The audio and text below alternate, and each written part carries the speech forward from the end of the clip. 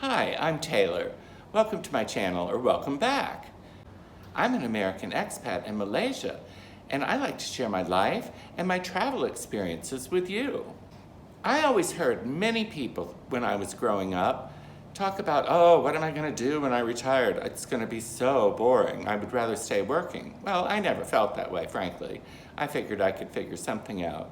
But today I want to talk to you about all the different things you can do as a retired expat in Malaysia. Stay tuned.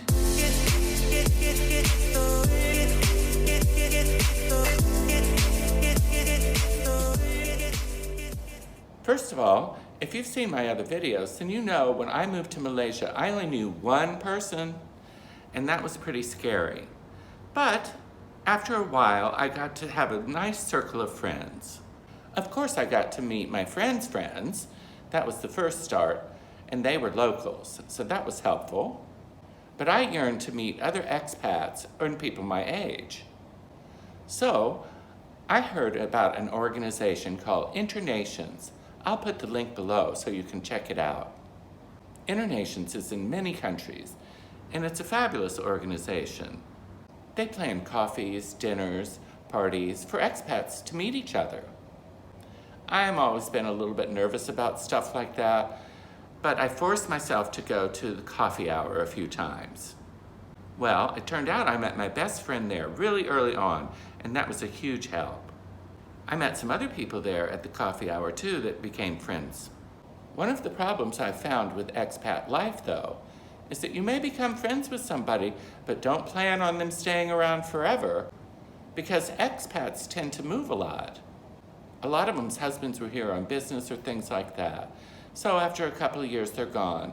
And it sort of hurts when you've made a close friendship that way. But then you can maintain your friendship long distance, which I've done with many people. I remember several fun parties that Internations put together, especially a Christmas party where we wore those silly hats and had those poppers that they use in the UK, and maybe in Australia too, I'm not sure. Anyway, the group tends to be fun. Even though it may seem otherwise, I'm not naturally outgoing, so it took me probably a year before I had a really good group of friends. I'm going to go through some of the things that I've done and things available for other people too. First of all, there's eating. It's always fun to get together with people for lunch or dinner, and the food in Malaysia is amazing. If you have desire for Western food, there's plenty of that too, particularly in Penang. I found in Penang that most of the expats live near each other, which is convenient, but I haven't found that to be the case in KL. I just don't think I'm in an expat neighborhood. I live very close to KLCC, near the embassies, which I guess would be an asset if I ever need to rush to the American embassy for something. A natural extension of eating is having parties at people's houses. Now, I found that people don't do that nearly as much as I thought they would. I like to have people over for dinner parties, but I don't think a lot of people do.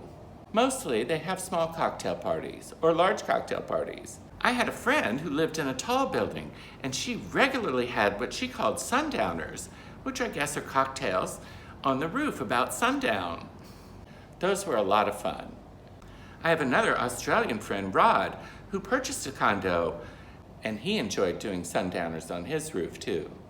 Other than Internations, there's other organizations that people can join or just be a part of to meet people. There's a German organization, there's an Australian organization, and I'm sure there's others that I don't know about. There's swim clubs and private clubs, all of those things too. One thing that I'm not remotely interested in is golf, but a lot of people play it in Penang. I think probably in KL too. I've always been adverse to sweating, so I don't like it. My mother used to make me take golf lessons when I was in high school so I could play with her. And I just didn't like getting all sweaty and being attacked by mosquitoes. It is a fabulous option for many people who love to play. I don't know about the cost, but I think it's fairly affordable. One organization that I got involved with fairly early on was the International Women's Association, or IWA. They have a clubhouse, and they do charity work for the most part, but they also do things like have mahjong classes, bridge clubs, and other interesting activities. Now, yes, I'm a man, but they still let me be a part of their group. One of the things I did with IWA was take the Mahjong class. I've always been interested in it ever since I saw it in Driving Miss Daisy. For some reason, that always intrigued me. Now, among the expat groups, I found that really it's only the women that play Mahjong. But the locals, it's mostly men. They have fierce competitions and play for money. We didn't play for money, it was just for fun, and we did it 2 or 3 times a week. It takes quite a while to get good at Mahjong. I never got great at it, but I was decent. After my friends and I learned to play Mahjong, we used to take turns doing it at each other's homes. It was fun. We would have like a little luncheon beforehand, snacks in the middle, and then play a few rounds of Mahjong. I enjoyed it a lot. I always enjoyed our little Mahjong group of Jill, Lynn, Ellen, Heather, and Ina. It was a lot of fun. Our group eventually moved to a huge complex in Penang called Quayside. Tons and tons of expats lived there. The group grew and grew, and frankly, it just got a little too big for me, so I sort of stopped going. But I still enjoy it occasionally. A lot of my friends play bridge too. I've never learned bridge. My friend Jill plays it regularly. And then there's a smaller group of people who play chess. I have friends that do that too, right, Paul? Another thing I did that was associated with the International Women's Association was I joined their choir. They were always desperate to have men, especially with a deep voice. I enjoyed that for a few years. We sang all over Penang, all year round. At Christmas time, it was particularly fun when we would wear our antlers. I still have them somewhere. We would sing at old folks' homes and orphanages and children's homes for special needs. It was really meaningful to me and I enjoyed it. Plus, I got to do some solos because, like I said, the male voices were so few and far between. The IWA and some of the other groups too do a lot of charity work in Malaysia, particularly for orphanages, as there are several, I think, that have children that are just from homes that can't afford all the children that they have, which is sad. Of course, the main thing, or one of the main things, that people like to do when they're in retirement is travel. And Malaysia is a central hub for traveling all over Southeast Asia. I've been to Thailand many times. Also, when my sister came to visit, we went to Cambodia and Vietnam. Boy, did we like Vietnam. It's fantastic. Another wonderful thing about travel out of Malaysia is the cost of airfare is very reasonable. You can hop on a plane and get somewhere for maybe $50 or less. Another thing that I used to do regularly was go to the movies. It's amazingly affordable here. I would go every Monday when my cleaning lady was at the house so I could get out of her hair. The first showing of the day at the theater had a senior price of 8 ringgit, which is $2 US. Amazing. They still have a lot of Western movies playing here too, as I guess those are popular worldwide. Okay, what else do I do to keep busy?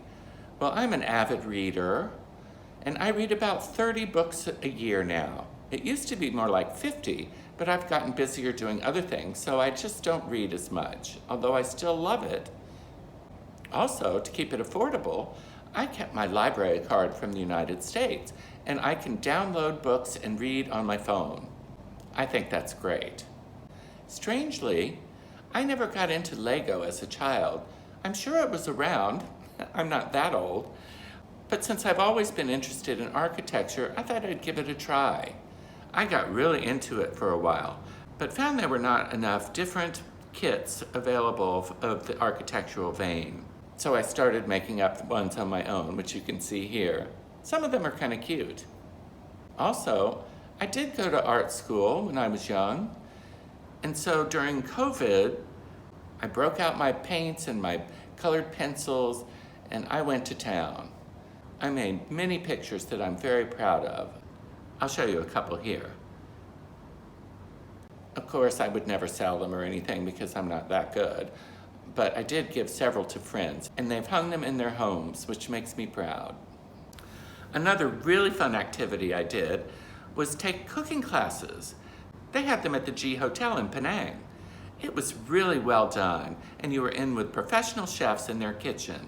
They showed us how to make all sorts of Southeast Asian cuisine. I also made a lot of friends there too, an added bonus for sure. So if you're afraid you're going to be bored during retirement, don't be. Be creative, think of fun things that you can do, and you'll be just fine. Honestly, there's not enough hours in the day to do all the things that I want to do. And that's just the way I like it. I'm sure there's tons of other interests that you may have personally that you can do in your retirement. Just enjoy life, that's my motto. As always, thank you so much for watching my video, and if you enjoyed it, please like and subscribe.